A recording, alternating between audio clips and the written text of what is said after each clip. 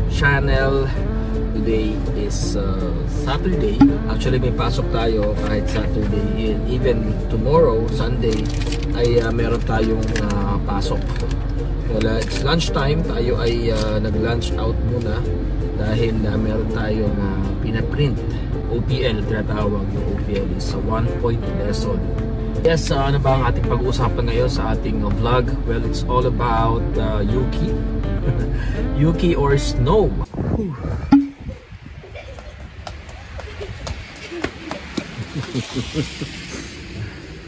Wow, there's snow this year. Snow. Manipis lang siya.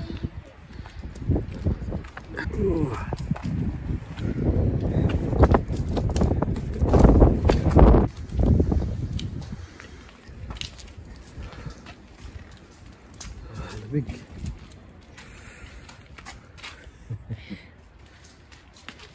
Mayroon lang part ng Japan or wala talagang snow, no? Lalo na sa Okinawa. So 8 or 12 degrees lang yung pinakamalamig dyan sa Okinawa. And I've been there. Isa yung first place na pinuntahan natin sa Japan. Ito yung medyo delikado kasi madalas dahan-dahan dapat tayo kasi wala tayong snow tire.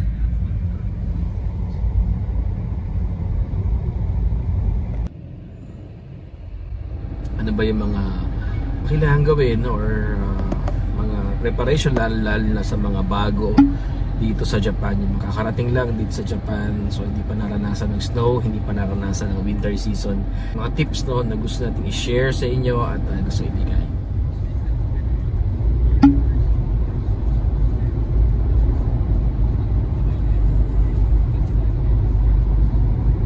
We are located here sa Toyohashi. So magkakatabihan no, Toyohashi, Tahara, Toyokawa, Shinshiro. So yung magkakatabi na yan ay bihira or hindi gaano nag-i-snow. Kung mag-i-snow man, siguro ganito lang yung kapal niya kapag naipon yung snow ay konti lang.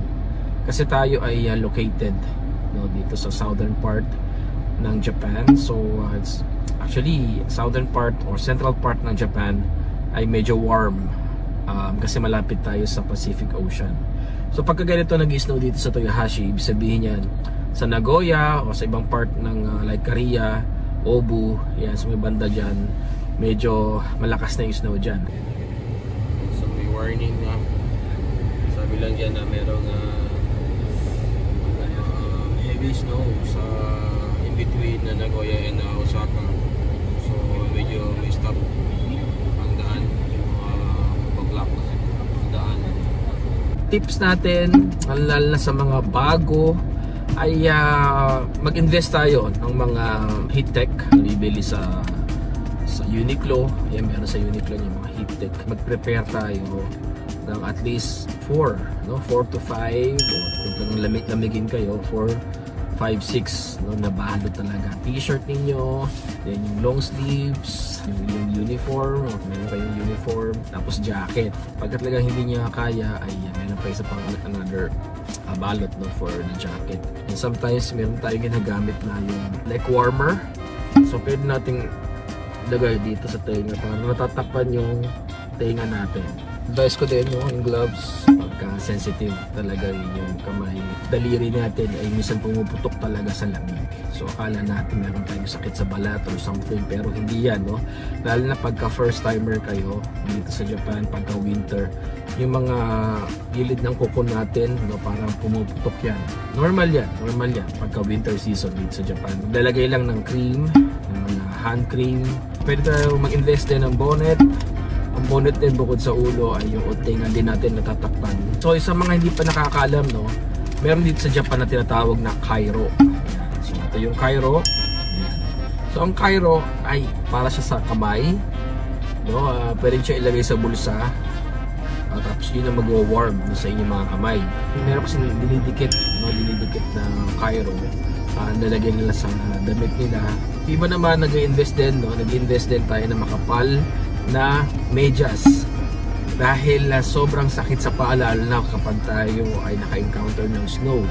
Yung sapatos natin tapos yung medyas natin na regular lang, tumatagos talaga yan sa paa. So kumbaga ang sakit-sakit niyan sa paa.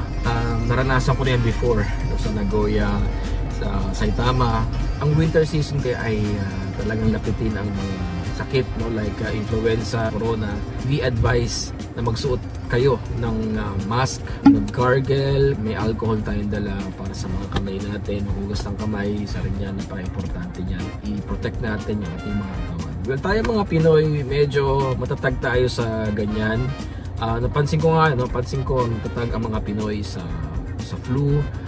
Kung meron man, gumagaling kaagad at meron tayo mga local, no, galing Pinas na gamot, so makakatulong yan. Subukan din natin yung ufuro. Yan. Pag tayo ay nagbabad sa ufuro, yung flow ng blood natin, yung circulation ng blood natin ay mas gumaganda.